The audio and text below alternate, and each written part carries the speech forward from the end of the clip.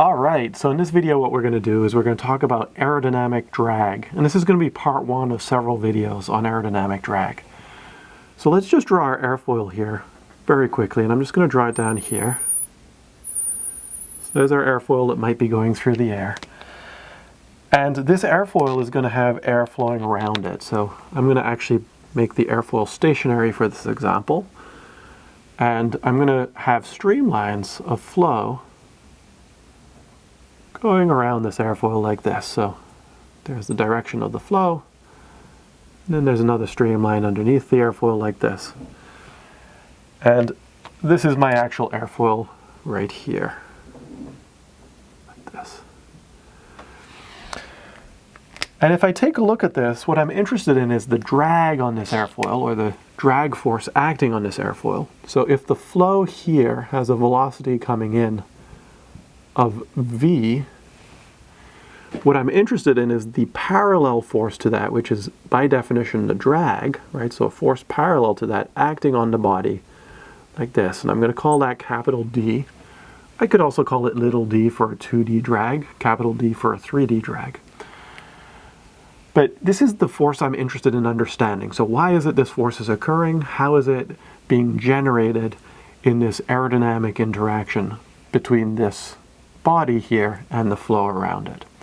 So what we're going to do is we're going to actually extract a zoomed in portion of this picture here.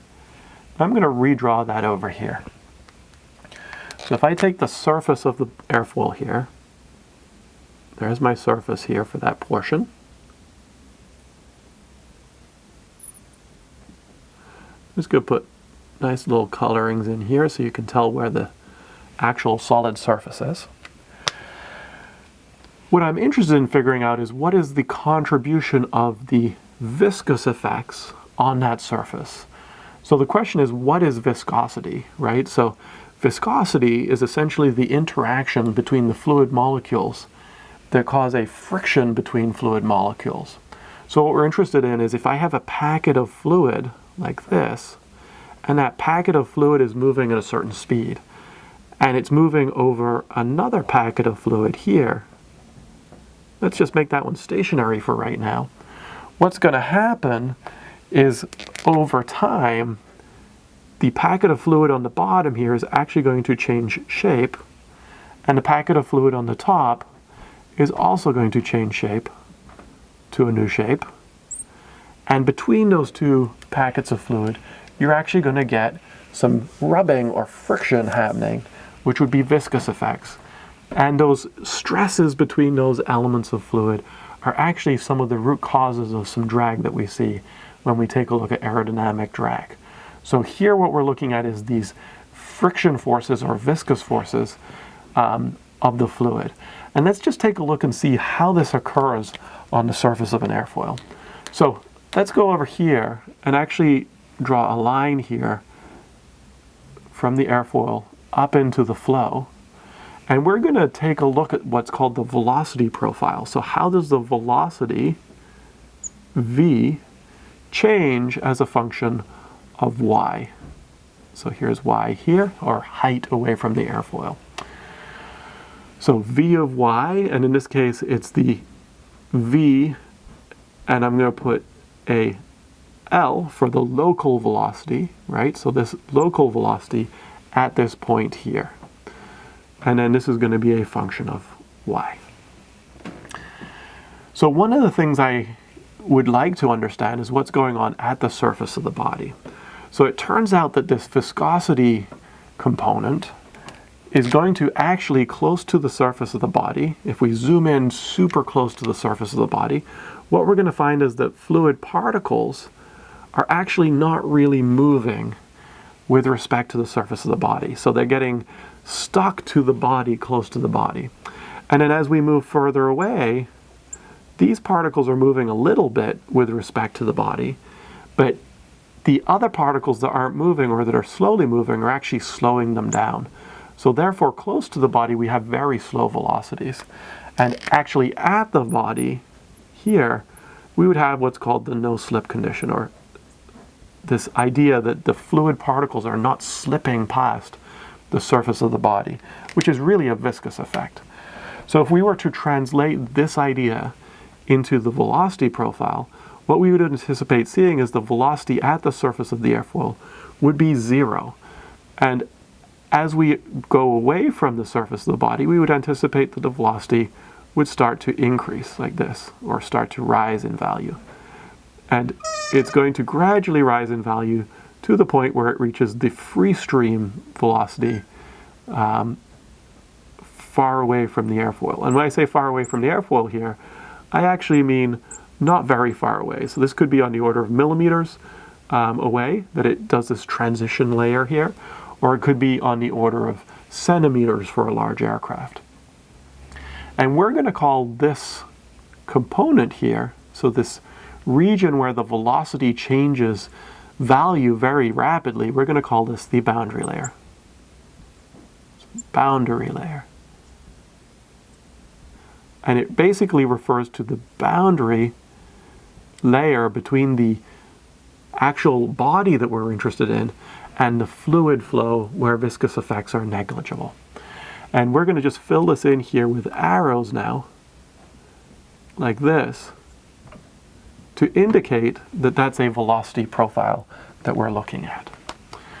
So the next thing I'd like to just take a quick look at is this idea that we alluded to at the beginning of viscous effects between packets of fluid that are moving at different speeds. So I'm going to erase this at the bottom here quickly. And what I'm going to do is I'm going to take a look at the first few layers of fluid. So let's take a look at a layer of fluid right next to the surface of the wing here. And we're just going to straighten that surface up here for this portion. And let's put a box of fluid here that originally sticks to the wing, right? So this is the beginning. And then there's a little bit of velocity acting on this, like this. And as a result of that, this piece of fluid is going to shear or change shape like this. So it's going to actually change its shape. And in order for us to change the shape of this block of fluid, we would actually have to apply some stress to it, like this. So we'd actually have to apply some tau, some shear stress. And what we're going to find is that this shear stress here is going to also be applied to the bottom here of this element, like this. And if it's being applied to the bottom of the element, that shearing effect is also being applied to the wing. So if we take a look at fluids, what we're going to find is that the shear stress at any given point in the fluid, so the shear stress at some location y in this case, is going to equal to the viscosity of the fluid multiplied by the derivative of the velocity, and in this case it can be du or it can be dv. So I'm going to actually call this here u of y, local, and then it's going to be with respect to the change in the height y. So this is an important equation in terms of the development of shear stresses on the wing, because what we can see is if you have a change in velocity with respect to the height of the fluid that you're looking at, you're going to produce a shear stress, or a shear stress would have to be used to produce that change in velocity. Either one, chicken and egg type problem here. So if we take a look at this, we can actually say that this gradient of the velocity in the y direction is directly related to the shear stress on the surface of the airfoil. And therefore, if we have these boundary layers acting all the way around the surface of the airfoil, I'm going to draw them bigger at the trailing edge of the airfoil than at the leading edge. If we have these boundary layers acting like this, what we can imagine is that there's going to be shear stresses acting on the fluid. So we have to hold the fluid back in order to have it stick to the wing. And the resulting effect is that the fluid is actually going to be pulling on the wing with a series of shear stresses acting on the surface of the wing like this. So we can see that if we do this, the net effect of these shear stresses of the fluid acting on the airfoil is going to be a drag on the wing, or a force that tends to resist the motion of the wing by slowing it down.